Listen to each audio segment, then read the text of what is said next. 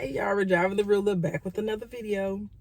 So let's talk about pen pals in prison, right? Now, pen pals is a very, very lucrative industry. I know plenty of girls who make a killing off of pen pals. And I also have heard of situations where girls have lost their lives from playing with a pen pal and coming home telling this man they were going to marry him, they were going to do this, they was going to have kids, like making it seem like they were so in love with these men, and come home and these men track them down. I have heard plenty of stories. So it is a very lucrative industry, but it is also a very dangerous industry. You cannot play with people's feelings and emotions. So I'm gonna tell y'all about some of the weirdest pen pals I've had. I've had some regular pen pals I actually vibed with and I actually liked. But one of the weirdest ones, we're just gonna call him Kevin. Kevin was an older white guy, and Kevin had a lot of money. So he sent me these pictures. He had these old school cars. He had this really nice house, and he was like divorced and all this, like his kids were grown, and he was always traveling and taking trips and stuff. So I'm like, okay, Kevin, let's see, let's see what we can get jiggy with. So we was writing back and forth, and like I didn't feel nothing for Kevin. Like it wasn't a vibe. So he had the weirdest sexual desires. And with pen pals, what they want you to write them sex letters. Like they want you to have sex with them on paper. And you can also talk to them on the phone. I've even seen girls where they have their pen pals coming to visit them in person, honey. So you have to work up to that step. So I'm writing Kevin, and his sexual fantasies was a turn off. This man wanted me to put on a strap and hit him from the back. I cut Kevin off because Kevin, I can't even write you a letter and play like that. I cannot even envision that enough to put it on paper and make I couldn't do it. So I had to cut Kevin off. Kevin kept writing me for a long time, but I started responding to Kevin because Kevin was weird. And then I'm gonna tell you about another one, right? Now, Mike was a nice guy. Mike was Italian, and he wasn't old, but he was older. I was like 20, so he was like 45 or something like that, and he was retired from the military. And Mike had scum money too, but Mike was a little crazy. From the beginning, Mike wanted me to call him. Hold on, sir, I don't know if I want to speak to you on the phone, right? Mike wanted me to call him, and Mike was trying to figure out how he could put in a visitation to come see me. Mike was talking about he wanted me to come move in with him when I came home and all of that. And it's like, first of all, Mike, you moving a little too fast for me, and I can't paint you these pictures because Mike was giving me I will kill you when you come home vibes. I ain't trying to die. I'm not trying to die, so I had to cut Mike off too because Mike was trying to go snapped on me. I felt it in my soul that Mike would have took me out, okay? Mike would have took me out. And then I had another one. We just gonna call him Tom, all right? So Tom was a black guy. I could relate to Tom. Tom wasn't a weirdo. Tom wasn't crazy. So like when I was writing Tom, like I legitimately like, hey Tom, how's it going? Like, when I was writing him and catching him up on what I had going on, or when he was writing me and I responded back to him, Tom was a vibe. I actually felt like, Tom cool. With pen pals, especially if you write a lot of them, what a lot of girls do, they have a notebook and they'll write like, Kevin, 35, lives in Virginia, has this, has that, favorite color is pink, likes to travel. Like, you have to keep a list so that you can remember who is who. You don't want to write Mike talking about his trip to the Bahamas, and Mike's like, I've never been to the Bahamas. So they have a book where they write everything down. But with Tom, I didn't have to do that with Tom because I remember when he would tell me stuff, I remember because Tom was a vibe. So he was cool and all of that. But what irritated me about Tom is Tom was married. And he was like, oh, we're married. He was like, we live together, but we're separated.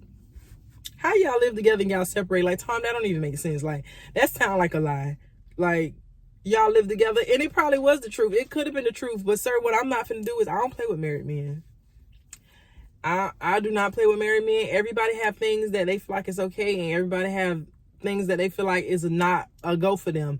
And adultery is a no-go for me. I am not a partaker in adultery. I commit sin, so I am no greater than anybody, okay? I am a sinner. But the sin that I do not commend is adultery. God mentioned that too many times in the Bible for me. It is in the Bible too many. Adultery is mentioned too many times for me. I do not play with adultery, so I had to cut Tom off. Tom was a nice guy. And then there was this other guy. We're going to call him Samuel. Now, Samuel, I did keep in contact with Samuel over the years, and Samuel wasn't a traditional pen pal. Like, he sent me money, but it wasn't me writing him and using him for his money. I didn't like Samuel like that. Me and Samuel became friends. So he became like a friend to me. So me and him wrote for a long time, like the last half of my sentence. Now, I didn't get rich off of him. He didn't send me thousands and millions of dollars. He would send me money every now and then. He'd be like, hey, just send you something to make sure you're okay. I never asked him for anything, but that was my friend. That was my homie. He just so happened to find me on the website. So he was not a weird guy. Not everybody on the website is a random weirdo. Some people are just like, you know, people who want to be there for somebody that's incarcerated. But the only one that I really like kept in contact with for long extended periods of time was Tom and Samuel. Then I had to cut Tom off when he mentioned he was married. I appreciate him for mentioning that because he didn't have to tell me that. I cut him off. But Samuel, I talked to Samuel all the way up until like right after I came home. We even communicated when I came home. Like, he would reach out to me and be like, hey, how's it going? Like, I'm proud of you. Like, keep your head up. I haven't heard from him in a while. Like, I probably should reach out to him because he was very motivating. He was positive and he was encouraging.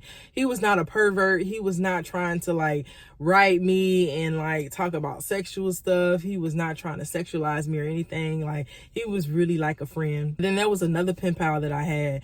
He was a pen pal, but he wasn't a pen pal. I was locked up with his aunt. So she was like, you know what, you're a real nice girl. She was like, my nephew y'all would be good together. Like, it would be a good match. So she gave him my information and he wrote me. And that turned out to be the guy. If you remember on my dating video, I talked about the guy who was like, oh, I want to marry you and all this other stuff like that, blah, blah, blah. But his action wasn't lining up with what he was telling me. That's the same guy.